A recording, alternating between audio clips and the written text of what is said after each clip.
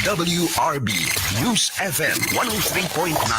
Ang himpilang magbibigay ng mga impormasyon sa larangan ng edukasyon, kalusugan, pangsakahan, kapaligiran, musika, natatanging kaalaman, at mga pinakahuli at sariwang balita sa loob at labas ng bansa. DWRB News FM. Ang himpilang ikaw ang una. Ikaw ang una. Yes, magandang umaga po, Luzon, Visayas, Mindanao, hanggang sa iba yung dagat. Narito na naman po tayo, araw ng Sabado, Mayo 17. O, tama ba tayo? Mayo 16, taong 2026. Live po tayong mapapanood sa YouTube channel, sa FB Live at sa DWRB 103.9 News FM. Ikaw ang una. Siyempre pa, wala tayo sa programang ito, ang Kalawit News sa DWRB, kung wala po ang paintulot ng ating mabait at butihing station manager na si Boss Rene Tichanco. Magandang umaga po sa ating mga kababayan dyan. Una, kay paring Rolly Angeles ng Montalban, si Otol Rene Tobong Banwa, si paring Danny Placides, at marami pang iba. Yung ating paring Pelit Tabongko na katatapos lang magprograma, yung programang The Observer News. Ang hindi natin napanood kanina, yung kanyang starring partner, yung wala ka nang pwedeng itapat, ika nga, pagdating sa husay, wala kang pwedeng itapat para sabihin mas mahusay sa kanya. Ito po si Kajimi Mahusay. Yan po yung mga kasamahan natin, mga kababayan ko na talaga namang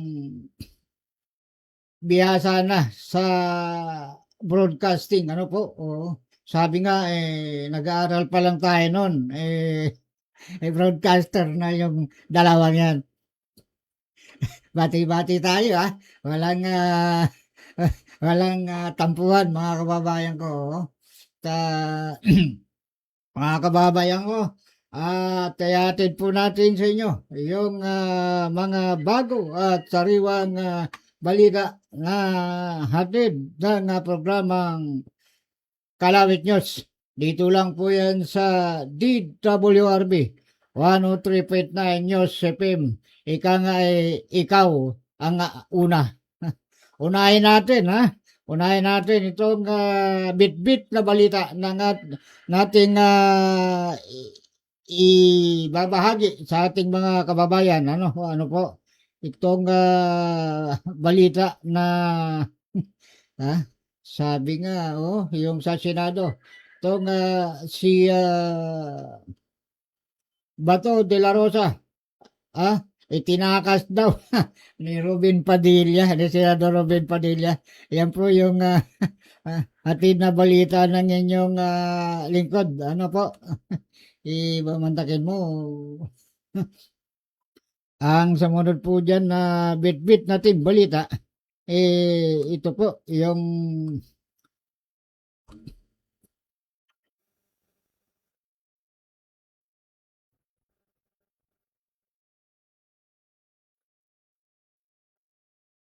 mga kababayan ko, medyo nagluloko tong cellphone natin, kaya itong gadgets natin, opo, ang pangalawa, Senador Robin Padilla, lagot sa NBI, pipigain, ituturo si Bato. Yan, yan yung pangalawang sigwada ng ating mga ulo ng balita. Mga kababayan ko na ihatid ng inyong lingkod, sa inyong sa ating mga kababayan na patuloy na sumusubaybay at nanonood dito lang sa programang Kalawit News. Unahin po natin itong si Bato, yung sinasabi na itinakas ni Robin Padilla, ha? Ayon dito sa balita mga kababayan ko, wala na sa kustodiya ng Senado kamakalawa ang di umano'y puganting si Senador Ronald Bato de la Rosa. Ito ang kinumpirma ng pamunuan ng Mataas na Kapulungan ang matapos ang putukan sa loob ng gusali nitong nakalipas na Miyerkules ng gabi.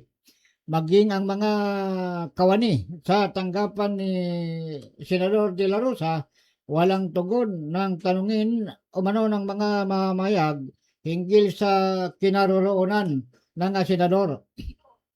Base sa impormasyon na nakalap ng mga mamayag, pumuslit si De La Rosa dakong alas 2:30 ng umaga o madaling araw kasama si Senador Robin Padilla na kilalang kaalyado ng senador o mambabatas.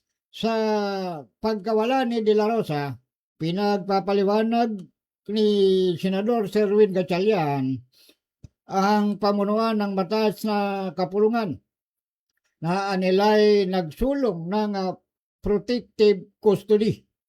Sa target ng warrant o arrest, inilabas ng International Criminal Court para sa kasong criminal against humanity ng madugong gera kontra droga sa ilalim ng nagdaang administrasyon. Wala pang payag si Padilla hinggil sa pagtakas ni Senador Bato. Samantala, tiniyak naman ni Senate President Alan Peter Cayetano na patuloy ang sinasagawang investigasyon ng Office of the Sergeant at Arms hinggil sa sinasabing pag-iskapo ni Bato. Inaasahan din na maglalabas ng opisyal na pahayag ang Senado pagkatapos ng pulong ng mga mambabatas. Hoy, mandakin mo. Ang nakakapagtaka dyan, may Sergeant at Arms. Ha? Bakit nakatakas? Tingin nyo ba maninawala yung taong bayan na tumakas yan? Sabi nga nung iba, lukuin nyo, lilong nyo. Diba? Mo, nakatakas? Parang hindi ka panipaniwala yung sasabihin na nakatakas. May hindi makatuwiran yun. Ay katuwiran natin sa ating mga kababayan na nakatakas. Itong si Senador Ronald Bato de la Rosa. Ano po mga kababayan ko? Oo, yan talaga yung problema ngayon. Ano? Maraming nagsasabi na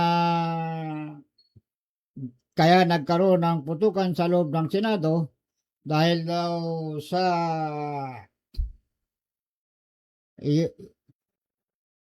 dahil daw po sa mayroong inilabas na warrant of arrest ang International Criminal Court laban kay Senador Bato de la Rosa.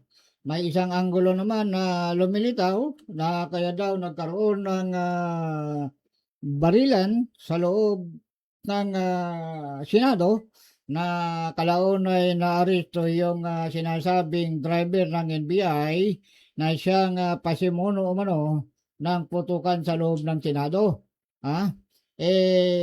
Ang pangalawa niyan, mga kababayan ko, abay kasalukuyang ipinapasok noon yung tawag dito yung mga dokumento sa impeachment ni Vice President Sara Duterte sa Senado. Kung makikita nyo sa mga larawan o video, ipinapasok ipinapasok po yung mga dokumento na gagamitin para sa investigasyon ng impeachment complaint laban sa Vice Presidente, si Vice President Sara Duterte, mga kababayan ko, yan.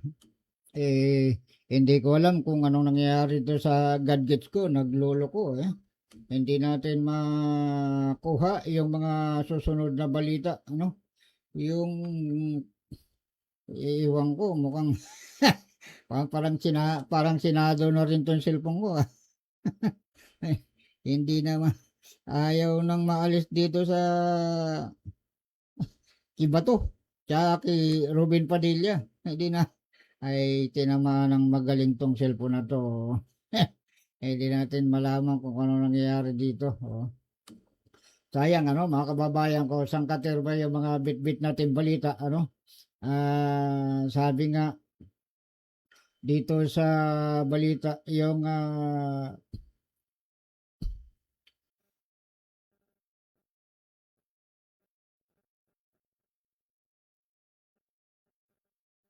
to mga kababayan ko yung sunod na bitbit nating balita yung sinasabing ay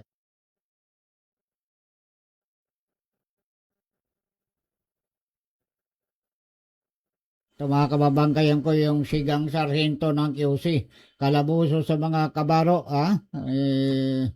yan yung bitbit natin balita na ihatid sa ating mga tagapanood Luzon, Visayas, Mindanao hanggang sa ibayong dagat para po sa mga bagong kaalaman ng ating mga manonood dito lang po sa programang Kalawit News sa TWRB 103.9 Yosepim. Ikaw ang una. Base dito sa balita, sa halip na dumakip ng mga masasamang elemento, isang sarhentong nakatalaga sa Quezon City Police District matapos mahulikam na nanutok o nanulak ng kasabay na motorsiklo rider sa kaban ng C5 Road sa Pasig City. Sa viral video na kuha ng rider na si Vincent Cayanes, hagip ng dashcam ang aktwal na pagtulak ng hindi pinangalan ng pulis na sakay naman ng isang motorsiklo. Sa lakas ng pwersa, tuluyang tumumbang rider sa kaba ng C5 Road malapit sa panulukan ng Lanusa Avenue bandang alas 5:30 ng hapon nitong nakalipas na Mayo 12.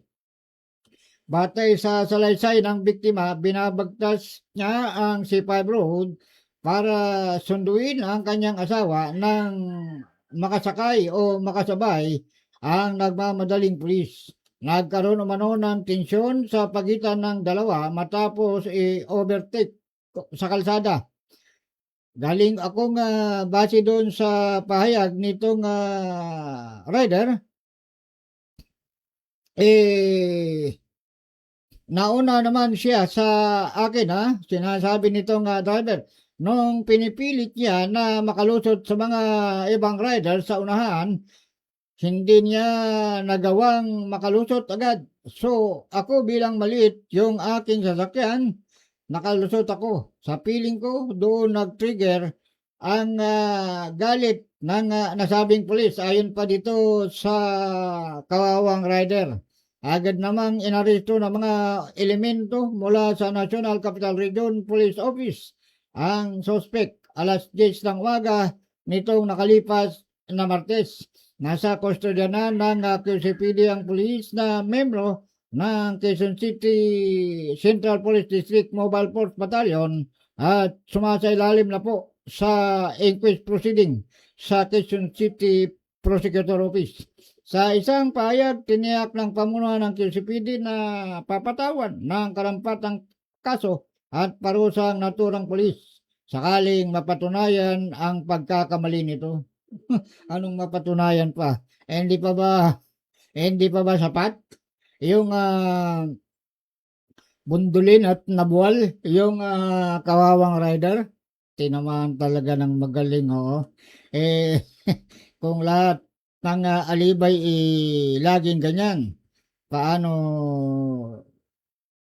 ang bansang Pilipinas, mga kababayan ko? Paano yung ating mga kawawang maliliit na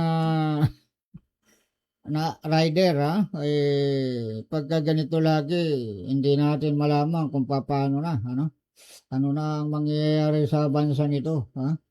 Eh, ang sunod natin mga kababayan ko yung tuluyan ng tinuldukan, ha? Tinuldukan ng Korte Suprema, ha? Ang petisyon para sa parallel, ha? O yung counting, ha? Ibinasura na raw po ng Supreme Court.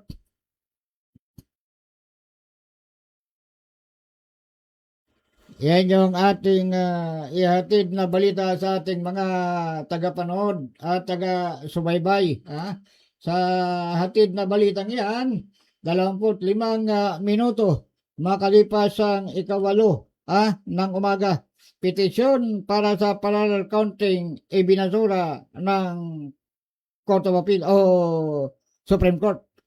Tuluyan ng tinuldukan ng Korte Suprema ang agam-agam sa pagdaraos ng halalan o itong BSK. Sa desisyon ng Korte Suprema, tuluyan ng ibinasura ang petisyon na naglalayong obligahin ang Commission on Election o COMELEC na magsagawa ng manual counting ng mga boto sa antas ng presinto sa ilalim ng Republic Act 9369. Ayon sa desisyon ng kataas-taasang hukuman, taliwas sa layunin ng automated elections ang pagsasagawa ng parallel manual account o manual count sa araw ng halalan. Samantala, naghayag naman ng kagalakan si COMELEC Chairman George Garcia sa desisyon ng Korte Suprema. Ayon kay Garcia, wala ring batas na nagpapaintulot ng parallel manual account na posibleng maging sanhi ng pagkaantala na pwedeng anyang gamitin ng pagkakataon para dayain ang resulta ng halalan. Sabi nga nila, kahit nga daw itong counting machine nagkakaroon ng hokus-pokus may mas lalo na yung magaling na tinamaan itong mano-mano ho kasi yan sa totoo lang mano-mano matapos ang 4 na araw matapos ang 4 na araw na pananahimik, nagpasya ang Department of Justice yan mga kababayan ko nagpasya na sa Senado tatalupan base dito sa sinabi sa Senado tatalupan ng Department of Justice. Abay parang kuwan pala to, parang kamuting kahoy na tatalupan. Yung bit-bit na balita ng inyong lingkod ng Kalawit News para ibahagi ang mga sariwang balita sa ating mga kababayan Luzon, Visayas, Mindanao hanggang sa ibayong dagat. Wag po kayong alis at wag po kayong bibitaw at tumutok lang po kayo. Samahan niyo po ko sa isang oras na programa dito lang po sa DWRB 103.9 News FM. Ikaw ang una.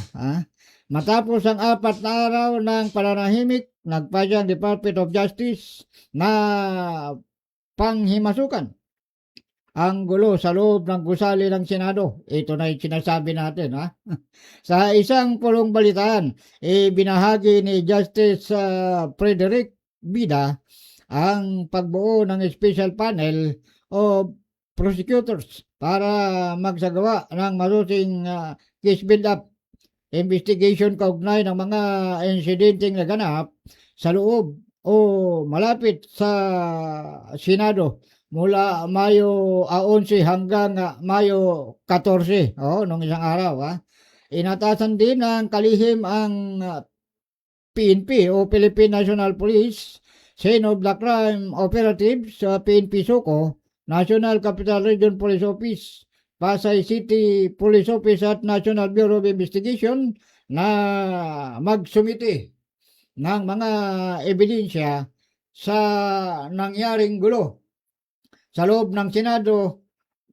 44 8 oras ang nakalipas. Naglabas din ng direktiba ang Department of Justice sa Senate Sergeant at Arms na ipadala sa ahensya ang CCTV footage, ballistic at paraffin test result at mga salaysay ng mga saksi. At naglabas din maging ang mga mamahayag na nasa loob ng Senado sa nakalipas na 4 na araw na isumite ang mga kuha ng video, larawan at iba pang ebidensyang nakakulong o makakatulong sa panel ng investigasyon. Yan yung mga nangyari. Katunayan nga dyan, itong si NBI Director, NBI Director Attorney Melvin Matibag, abay hindi pinapasok diyan sa loob diyan sa session hall ng Senado noong panahon na makipaghabulan na sa NBI yung si Senador Bato de la Rosa patungo doon sa session hall.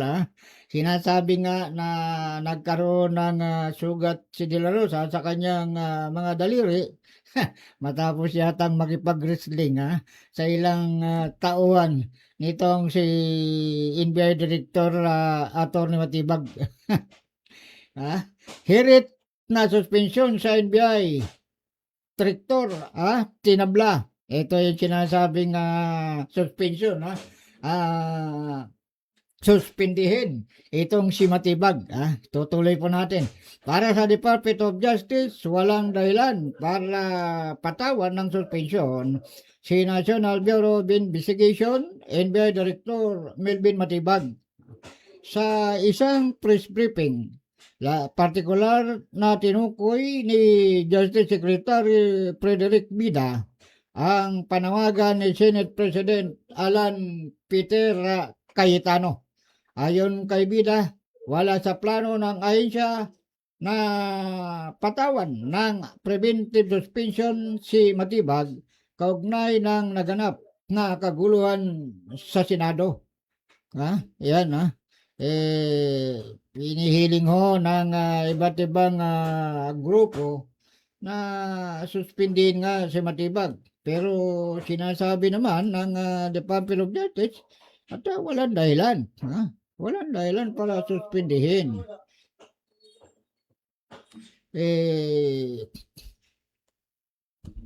Ito naman, si Senador Robin Padilla, sinasabi dito ng NBI na lagot pipigain para daw tuluyang maituro kung saan tago ng tago itong si Senador Ronald Bato de la Rosa. Magaling pala sa taguan itong si Senador.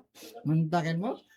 Yung kanyang kasapakat naman, itong si Senador Robin Padilla. Sabi nga nung ating mga kababayan, yung puna nila dito kay Senador Robin Padilla, abay bilang senador, hindi dapat nakapokus lang na kumampi sa nakalipas na administrasyon.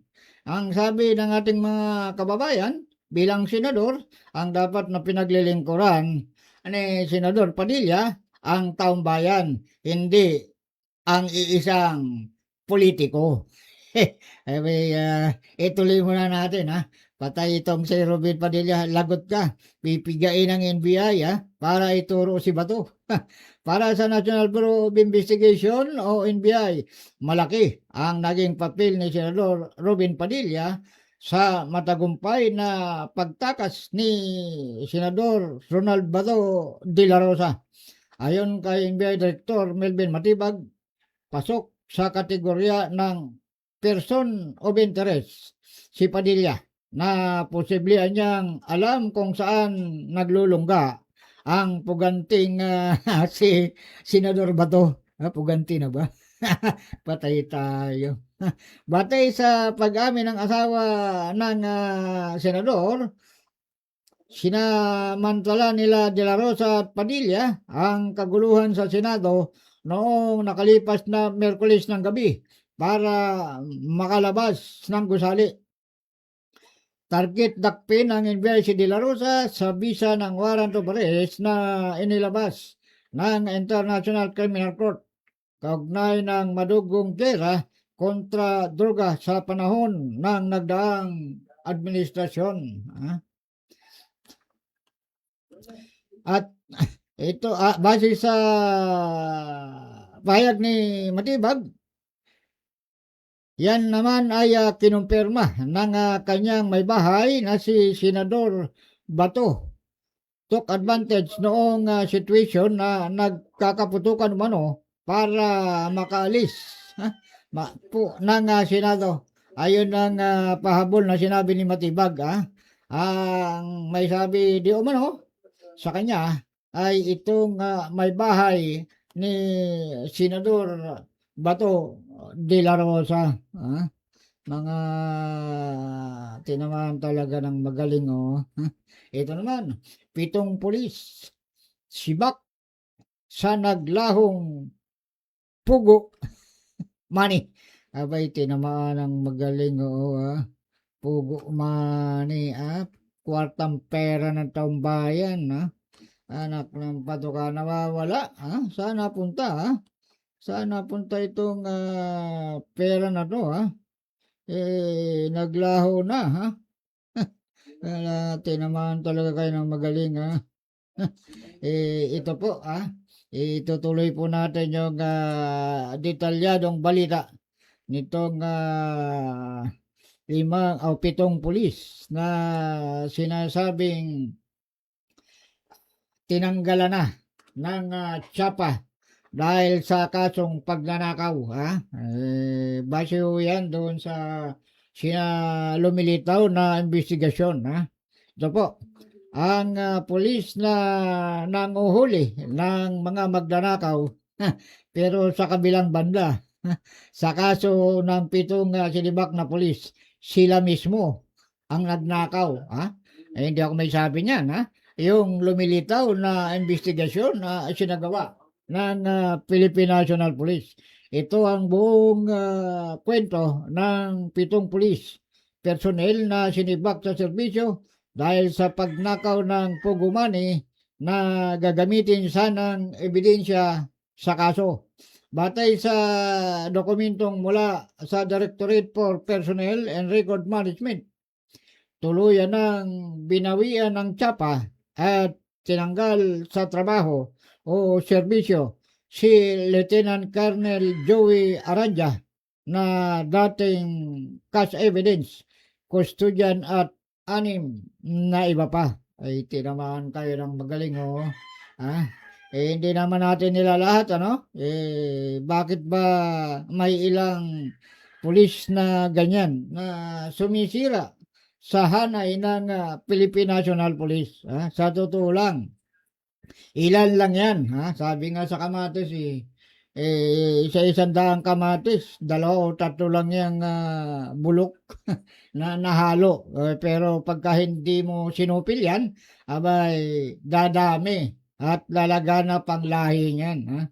Napatunayang nagkasala sina Aranja at mga kasabwat sa kasong grave misconduct, grave dishonesty at conduct unbecoming of a police officer.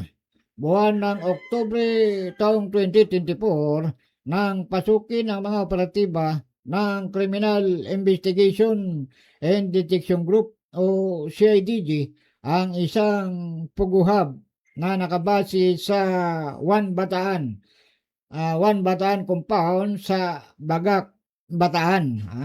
Kabilang sa mga nakalap na ebidensya sa naturang raid ang 141 million cash.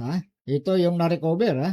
Makalipas ang mahigit 1 taon, naglabas ng omnibus order ang Korte Suprema para isauli ang pera o ebidensya para magamit na ebidensya sa kaso.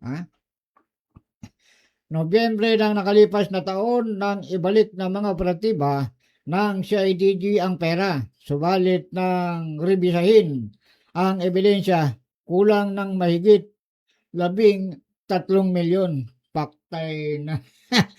Tama ba? Pinaghati-hatian na ng pito? Tinamaan kayo ng magaling. Ang dami sigurong asawa ng pitong pulis na ito, no? Antakin mo. May sweldo na. May parating pa. Nagawa pang nakawin itong 13 milyon. Okay. Bistado rin ang paggamit ng budol money para magmukhang kumpleto ang ebidensya. Tinamaan kayo ng magaling, oh. Antakin nyo, mahigpit ang pangangailangan ng mga to. Antakin mo, pati ebidensya sa nahuling raid dyan sa Bagak Bataan. Kinulimbat pa.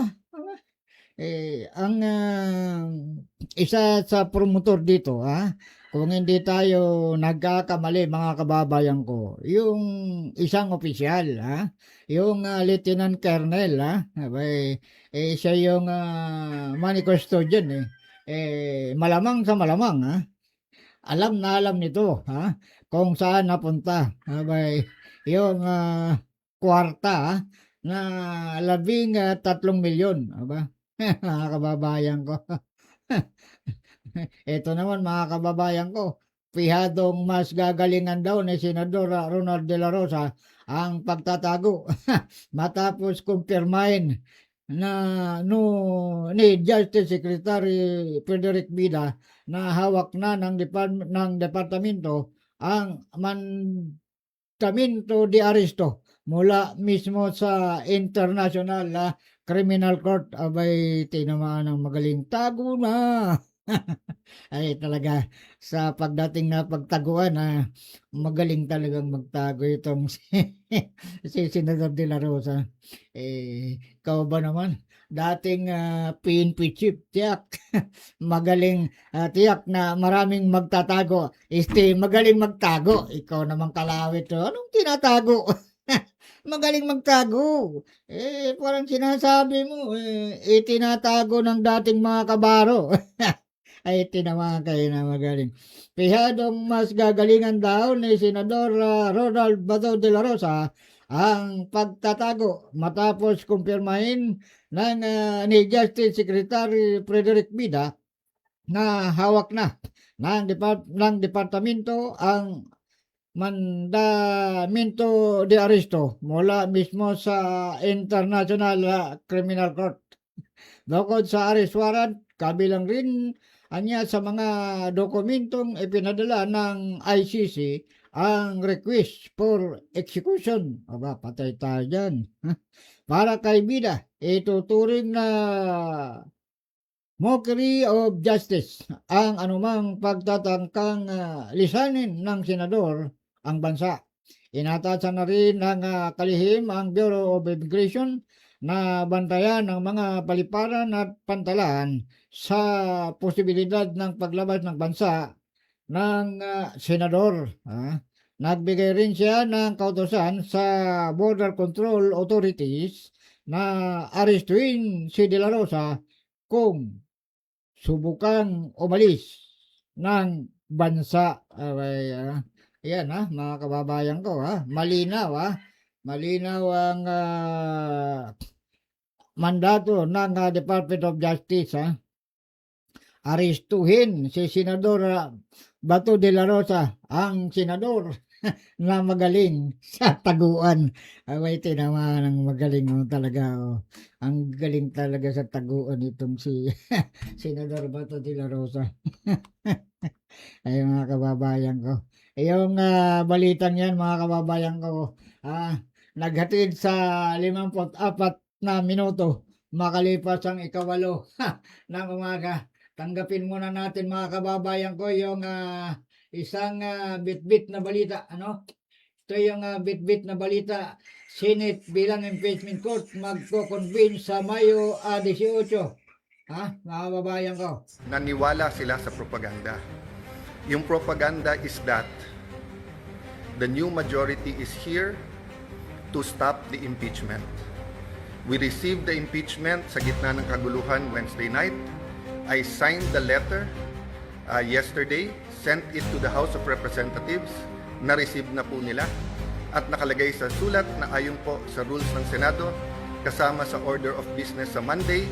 And kung walang magque-question ng rules at sa aming caucus nag-agree walang magque-question ng rules, ng impeachment rules sa hanay po ng majority o sa amin pong 13.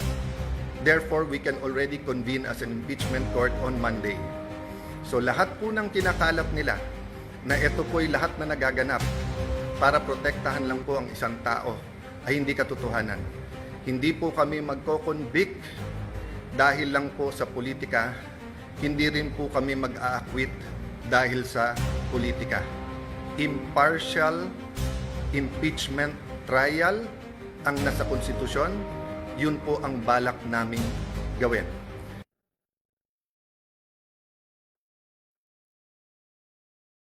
Yan na mga kababayan ko yung hatid na balita 56 na 56 na minuto makalipas ang ikawalo ng umaga. Wag po kayong alis. Diyan lang po kayo. Dito rin ako at maghanap buhay lang po at magpapakilala po tayo ng ating istasyon, mga kababayan ko. Magpapakilala lang po tayo ng istasyon mga kababayan ko. Station break tayo mga kababayan ko. Station break tayo mga kababayan ko. DWRB News FM 103.9 ang himpilang magbibigay ng mga impormasyon sa larangan ng edukasyon, kalusugan, pangsakahan, kapaligiran, musika, natatanging kaalaman at mga pinakahuli at sariwang balita sa loob at labas ng bansa. DWRB News FM ang himpilang ikaw ang una. Ikaw ang una. DWRB News FM 103.9 ang himpilang magbibigay ng mga impormasyon sa larangan ng edukasyon, kalusugan, pangsakahan, kapaligiran, musika, natatanging kaalaman at mga pinakahuli at sariwang balita sa loob at labas ng bansa. DWRB News FM ang himpilang ikaw ang una. Ikaw ang una. DWRB News FM 103.9 ang himpilang magbibigay ng mga impormasyon sa larangan ng edukasyon, kalusugan, pangsakahan, kapaligiran, musika, natatanging kaalaman at mga pinakahuli at sariwang balita sa loob at labas ng bansa. DWRB News FM ang himpilang ikaw ang una. Ikaw.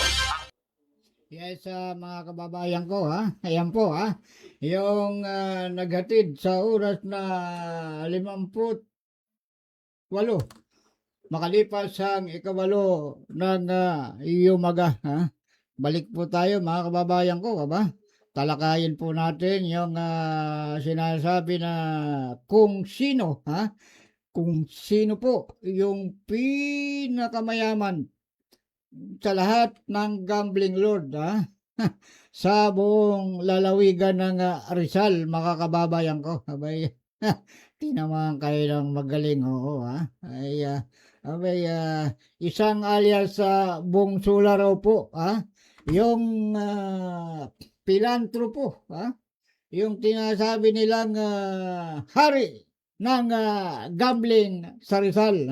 Si alias Bungsula po, base sa informasyon na hatid ng ating mga insider ng Kalawit, abay hawak ni Bungsula sa kanyang looting operation 2D at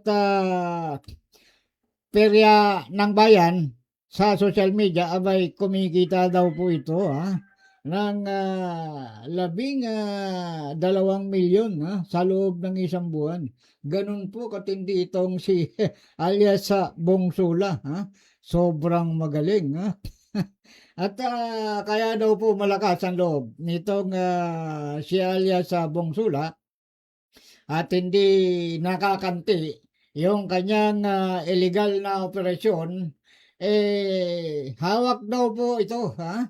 May basbas daw po ito ng kingpin ng Rizal, ha, mga kababayan ko. Ganon kalakas itong si alias Bongsula. Alam nyo ba kung ilang taon na, ha, ang operasyon ng weteng looting, ha, at 2D o peryahang bayan itong si alias Bongsula sa Rizal? Abay, tumataginting na 20 taon na. Ha? Sa loob ng 20 taon, mga kababayan ko, ha? Mga kalawit ko, ha? Hindi man lang nakanti itong si alias Sula. Ha? Ang system, ha? Hulihang muro-muro. Ha? Base sa impormasyon, ang pinahuli nitong si alias Bongsula sa kanyang mga kakamping operatiba, abay, yung kanyang mga bagitong kobrador, lumang mga gamit, at bariyang pera. Yun ang pinahuli. At pinasasampahan ko na rin ang kaso. Ay tinamaan ng magaling. Base sa informasyon, ayon pa rin sa insider, ay pasok daw itong si Bongsula sa lahat ng departamento. Bina natin sa local government unit, sa barangay, sa istasyon ng pulis, sa provincial police, sa regional special operation group, special operation unit, SOU, at siyempre pa provincial CIDG at regional CIDG. Pasok din daw po ito sa ilang tiwaling opisyal, ilang tiwaling opisyal sa loob ng National Bureau of Investigation. Abay, dapat imbestigahan ito ni Attorney Melvin Matibag. Alam natin na hindi ito konsentidor. Ganon din si CIDG Director, Major General Mereno Ben, yung director ng CIDG. Abay, sir, pakiimbestigahan po ito, Isang alias Randy po, isang alias Randy ang tumatayong kolektor, pagador para ni Bongsula para maghatid ng mga lingguhang pakimkim sa sa ilang tiwaling opisyal. Abay, tinamaan ng magaling, ganon talaga, ganon kalakas ang koneksyon nitong si alias Bongsula. Mantangin nyo, 20 taon na nag-ooperate sa lalawigan ng Rizal. Hindi nahuhuli. Ang dahilan, hawak siya ng kingpin ng Rizal. May suporta daw ito si Sola sa mga tumatakbong local politiko. Kumbaga, ang arrangement o usapan, susuportahan kita. Pero sa oras na manalo ka, pitik bulag ka. Kumbaga, wala kang nakita. Hindi mo nakita na yung laganap at salot kong operasyon ng looting sa Rizal. Sakop halos ni Bongsula yung kanyang operasyon ang bayan ng Rodriguez Rizal, San Mateo, Cainta, Antipolo, Taytay, Angono, Binangonan, Tanay, Baras, Morong, Teresa. Yan po, kumikita ng milyon, isang linggo. Ganon katindi ito si Bongsula, si alias Bongsula. Pero sabi nga ng ating informante, sa lahat ng mayaman na gambling operator, itong si Sula Lau po ang pinaka, sabihin na nating mapagkunwari. Bakit kamo? napakayaman, ha? Sabi nga, untouchable. Pero simpleng manamit, simpleng gumamit ng sasakyan. Samantalang sa Katerba, ang subdivision nito, ang builders nito, at ang mga sasakyan nito. Pero ang ginagamit na sasakyan, yung kulang na lang sa karag-karag. Ha? Mga kababayan ko, ha? Oh, mantakin mo. Isang opisyal, isang opisina sa Calabarzon ang tumatanggap ng tumataginting na kalating milyon buwanan koleksyon kay alias Bongsola. Grabe, ganun sila. Si alias Randy po, ang sinasabing Katiwaldas na anak daw natin ni alias Tata Jack. Abay, matagal na raw po itong taga-ayos, sabi nitong informante, matagal ng taga-ayos, Bawat ang sistema nitong si Randy, tuwing araw ng Martes at Biyernes, ang pamimigay nito, ng datong. Para pala itong si Santa Claus, masahol pa kay Santa Claus, namimigay ng pera. Tinamaan ng magaling, Isa pang departamento sa Calabarzon, ang tumatanggap daw po ng 350,000 kada linggo. Ano kayang departamento to sa Calabarzon at ganito kalaki, Abay, kumusta nga pala kay Colonel yung hepe ng CIDG Regional Field Unit 4A dyan sa Calabarzon, Sir, baka pwedeng paimbestigahan mo to, Isang retirado at tanggal na pulis sa serbisyo na alias Sergeant Adlawan o alias Kinit ang sinasabing bagman ng Calabarzon 4A. Sino kaya amo nitong si alias Sergeant Adlawan na to, at ganito kaasim, Special Operation Group at RSOG. Abay,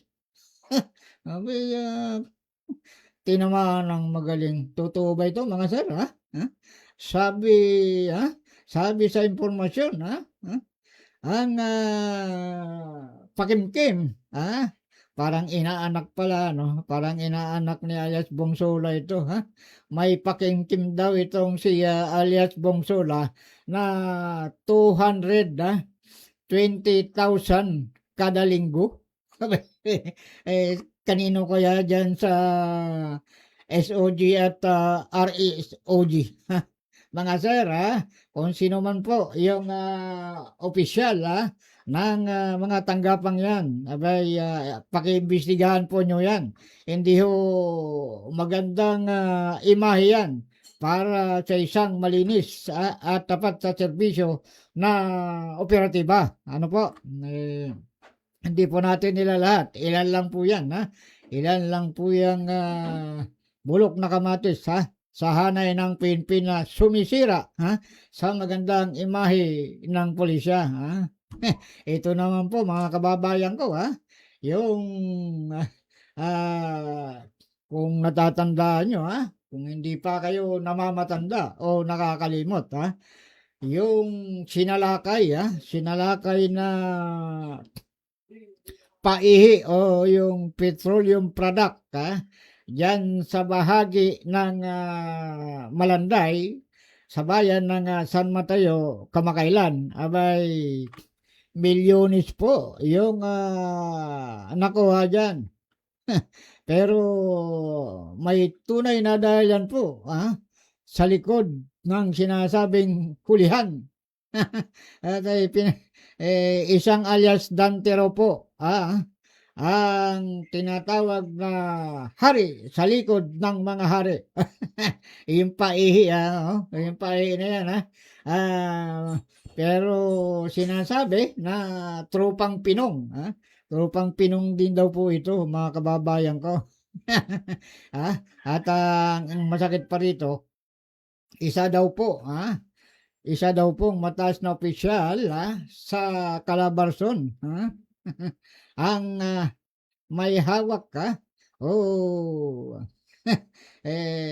tila padrino nitong si alias Bongsula. Abay, milyones din daw po ang tinatanggap. Grabe, mga kababayan ko, Ay, grabe. Ganun, Ganun, Yung isang mataas na opisyal daw, sa Campo Crame, si IDG Campo Crame, na nagngangalang alias Colonel R, at alias Attorney G. Yan daw po yung direktang may alam sa operasyon, ay tinamaan ng magaling, Yan po yung hindi lang sa Rizal, Yan po, yung milyones daw po, milyones daw po, 1,000,000, hanggang 1.2. Pero ang galawan daw po niyan ay hindi lang sa lalawigan ng Rizal, kundi sakop din ang Marikina at Quezon City, Isang alias Pinong po ang tinuturo na sinasabi naman ng ating informante na itong si alias Pinong ay nagtatanim na lang daw po ng balanghoy diyan sa Calabarzon. Tinamaan ng magaling. Pero pagka sinuma mo at inimbestigahan mo, nilaliman mo ang investigasyon, siya yung hari ng mga hari pagdating sa illegal gambling sa lungsod ng Quezon. Grupo rin niya yung isang gambling operator dyan sa lungsod ng Maynila. Yung alias Dante ba? Yung sinasabi, bite naman kayo ng magaling balik tayo doon sa kwento. Sa kwento nitong paihi na nahuli kamakailan dyan po sa bahagi ng San Mateo. Ang ayon sa informasyon, matapos mahuli, gumitna itong tao ni Pinong. Madalit sabi, inayos. Hanggang sa nakulong lang, kung hindi ako nagkakamali, nakulong lang ng 2 araw at pagkatapos nun, nakalaya na. Ilan din daw po sa milyones na nakumpiskang ebidensya, abay naisauli, naibalik sa may-ari o nagpapatakbo nitong paihi dyan sa Malanday. Totoo po yung informasyon, sa ngayon po nakapadlak na, at tinanggal na rin ang lahat ng gamit dyan sa bodega na natuklasang nagtatago ng milyones na paihi sa Malanday. Pero ang nakakagulat, mga kababayan ko, matapos may sauli yung milyones na yung ilang milyones na petroleum product, abay dinala ito, itinago po ito uli. Hindi kalayuan, hindi inalis sa bayan ng San Mateo, bagkos inilipat lang po sa isang barangay. Alam niyo po ba kung saan barangay din nila? Ito po, sa barangay Giniyang. Tanungin natin si barangay captain ng Giniyang.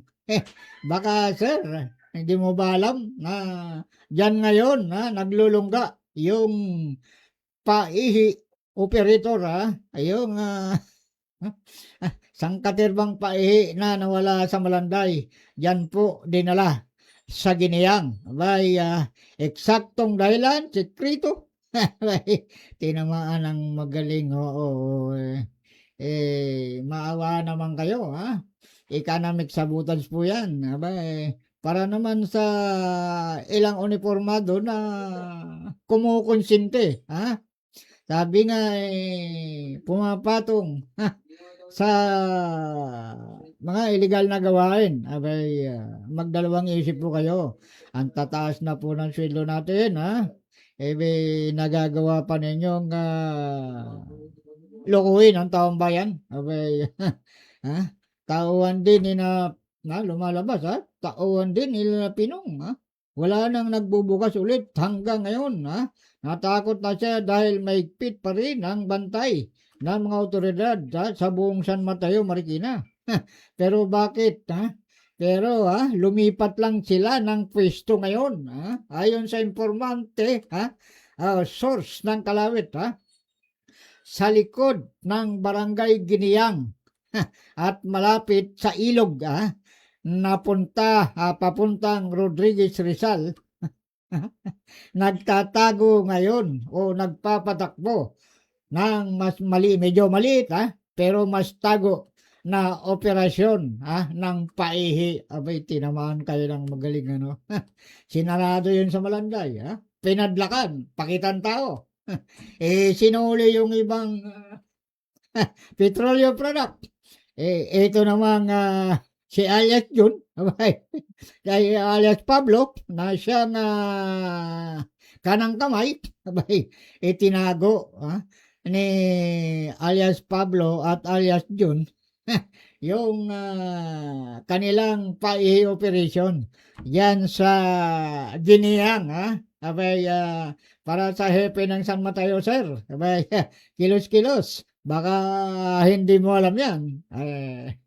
Pagka nahulihan ka uli, baka tamaan ka ng one strike policy, yung one strike policy ang pinakamasakit dyan, mantakin mo ang nagmamaniobra. Yung mga inaresto dati ay itong sina alias John, si alias Kiko, pero ang dalawang yan hindi raw po nakalaya daw po yan kagad.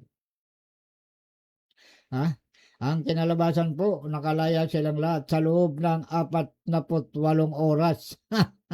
Abay, isang katiwaldas daw nitong si alias Pinong na dikit sa iba't ibang sangay ng PNP ang nagtrabaho. Abay, malakas. Hindi ba nila alam, ang isinampa pang kaso dito, sa mga nahuli, abay, Oil Industry Deregulation Act of illegal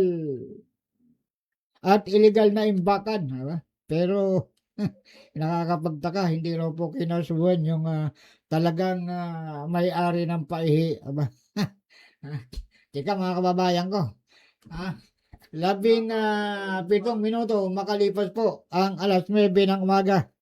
Mayroon pa tayong ilang minutong nalalabi, mga kababayan ko. Abay, tuloy-tuloy po natin, muna. Yung mga sinasabi rito, yung nakupiskang krudo at gamit, ang halos 2 milyong halaga ng langis at mga tangke, ayon sa opisyal na ulat, ay itinago o inilipat sa kabilang lugar. Ito yun, sa Barangay Giniyang. Tinamaan kayo na magaling. Sa madaling salita, nabawi rin, nabawi. Kala ko ba tinuluyan? Bakit nabawi? Abay, dapat imbestigahan ng butihing direktor ng Highway Patrol Group ang ating iginagalang na si Brigadier General Batangan, sir. Abay, imbestigahan mo yung ilang tauhan mo, ito yung sinasabi sa informasyon, isinauli, yung 2 milyon, ay tinamaan mo yung 2 milyong halaga ng langis at mga tangke, sinuli daw po. Totoo po ba ito? Sinuli daw po sa may-ari, o yung operator ng paihi. Tinamaan kayo ng magaling, sa halip na huliin at asuntuhin itong operator na to, abay, isinuli. Ang tanong, magkano? Paano? tinamaan talaga kayo ng magaling, ano. Abay, para sa mga susunod pa, mga kababayan ko, talakayin natin yan, ito, yung mga looting, sa buong lalawigan naman, itong tinamaan talaga ng magaling itong si alias Bong Sola, grabe. Siya pala yung kilalang kilala, tinuturing na hari ng looting sa Rizal. Yung sakop ng kanyang operasyon, mga kababayan ko, abay, kung nakikinig yung si Governor Nina Inaris, baka nakikinig po kayo, utos-utusan po ninyo yung inyong mga kapulisan sa lalawigan ng Rizal, ito daw pong operasyon ng looting 2D at Peryang Bayan ni alias Bong Sola, abay 20 taon na nag-ooperate sa lalawigan ng Rizal. Ang sakop na bayan at lungsod ng kanyang ilegal na operasyon, uulitin ko, ang Antipolo, San Mateo, Rodriguez, Angono, Binangonan, Taytay, Cainta, Teresa, Morong, at Tanay. Grabe. Ito daw po si alias Bong Sola, abay may connection din, may connection din kay alias Kapinong, pero hindi raw sila magkapanalig. Kumbaga, para bang magkakilala lang. Sabi nga parang yung pelikula ni Nando po at ni Ramon Revilla na sinasabing, iyo ang Tondo, akin ang Cavite. Ito ko, kung Kipinong sa kanya yung Marikina at Quezon City, si alias Bong Sola naman ang may hawak ng Rizal. Okay, tinamaan ng magaling. Wala na pwedeng komante, kaya alias Bong Sola dahil hawak daw po ito ng kingpin ng lalawigan ng Rizal. Sino nga po ba yang kingpin na sinasabi na yan? Isang malaking question mark sa ating mga kababayang manonood at tagapakinig ng Kalawit News. Dito lang po yan sa DWRB 103.9 News FM. Ikaw ang una. Alam nyo ba, mga kababayan ko, na ang style ng looting 2D at Peryang Bayan ni alias Bong Sola ay may numerong mula 0 hanggang 99, kulang ng piso mag-100.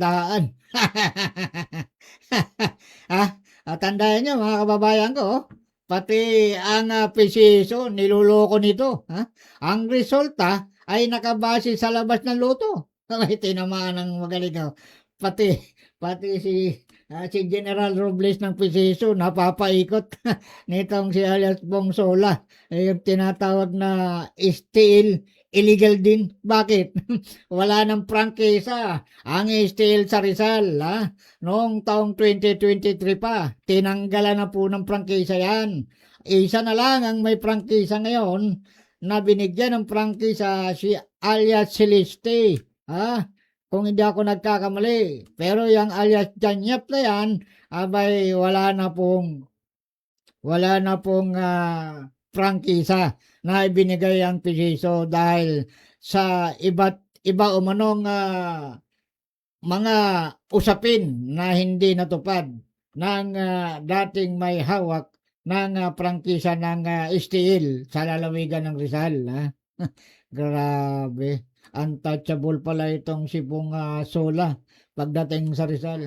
Kaya pala kahit saan mo uriin, walang nahuhuli sa mga tao ni alias Bong Sola. Lintik naman talaga, oo. Ang taki mo?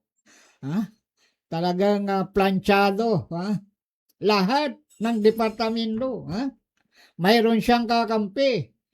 Mayroon siyang lingguang binibigyan ng pangmeryenda. Tinamaan ng magaling, merienda, 1,000. Tinamaan kayo ng magaling. Mantakin mo, base dito sa impormasyon, isang alias Chuni, ang tagapamahala, sa bahagi ng San Mateo at Rodriguez, at bahagi ng Antipolo, na bata ni alias Bongsola, alias Boy naman po, sa timog, bahagi ng Taytay at bahagi ng Cainta, Angono hanggang sa Bilangonan. Si alias Boy po, ang katiwaldas nitong ni alias Bongsola sa pagpapatakbo ng illegal na looting dyan sa bahagi ng Taytay, Cainta, Angono at Pinangonan. Tinamaan kayo ng magaling. Ano na ba ang ginagawa ng ating ginagalang na mayor dyan? Ginagalang na chipupulis sa mga lugar na yan, ng mga bayan na yan. Wala ba kayong nakikita? Tinamaan kayo ng magaling. Huwag niyong sabihin na nabubulagan kayo. Hindi nyo nakikita. Yung garapalang koleksyon ng illegal na looting dyan sa inyong mga nasasakupan. Ayon pa sa impormasyon, mga kababayan ko, ang kanang kamay ni alias Bongsola ay itong si alias Ricky. Ito yung sinasabing taga-ayos. Nagbibigay ng proteksyon. Katulad ng bata ni alias Pinong. Tinamaan kayo ng magaling. Ewan ko. Hindi ko sinasabing totoo yung binibigay nito. Mantakin mo, kumikita raw yung operasyon ni alias Bongsola kada araw ang 400,000 hanggang 600,000 kada araw. Mantakin mo yan? Sa buong lalawigan ng Rizal, ganyang kalaki ang koleksyon. Siyempre, milyones yan kung buwan ang pagbibilangin mo. Kayang-kaya nga na maging planchado yung kanyang operasyon at walang gagalaw na mga nailang naka-uniforme dahil sabi nga sa informasyon ng Kalawit may pangmeryenda. Susunod po, atid ng balitang yan mga kababayan ko, 27 segundo makalipas ang 9 ng umaga. Magbalot-balot na tayo, kababayan ko. Mga kababayan ko, sana po nasiyang kayo at nalaman ninyo yung 20 taon ng operasyon ng illegal na looting ni alias Bongsola. Pero ni minsan wala tayong nabalitaan na hinuli ng kapulisan sa lalawigan ng Rizal. Tinamaan talaga ng magaling. Gobernadora Ninay Naris, pakilos po, pakilusin po ninyo ang kapulisan sa Rizal. Baka bukas makalawa, pati estudyante, manaya na dyan sa illegal na looting ni alias Bongsola. Hanggang sa muli, hanggang sa sunod na Sabado mga kababayan ko, wag po kayong bibitaw at lagi nyong suportahan, subaybayan, panoorin ang programang Kalawit News. Dito lang po yan sa DWRB 103.9 News FM. Ikaw ang una. Ang inyo pong lingkod. Sabi nga ni paring Felix Tabongo, ang daigdig na ito ay hindi natin minana sa ating mga magulang. Ito ay minana natin sa mga bata. Babayu! Ayan po mga kababayan ko Ayan po, babayu hanggang sunod. DWRB News FM 103.9 ang himpilang magbibigay ng mga impormasyon sa larangan ng edukasyon, kalusugan, pangsakahan, kapaligiran, musika, natatanging kaalaman at mga pinakahuli at sariwang balita sa loob at labas ng bansa. DWRB News FM ang himpilang ikaw ang una. Ikaw ang una. DWRB News FM 103.9 ang himpilang magbibigay ng mga impormasyon sa larangan ng edukasyon, kalusugan, pangsakahan, kapaligiran, musika, natatanging kaalaman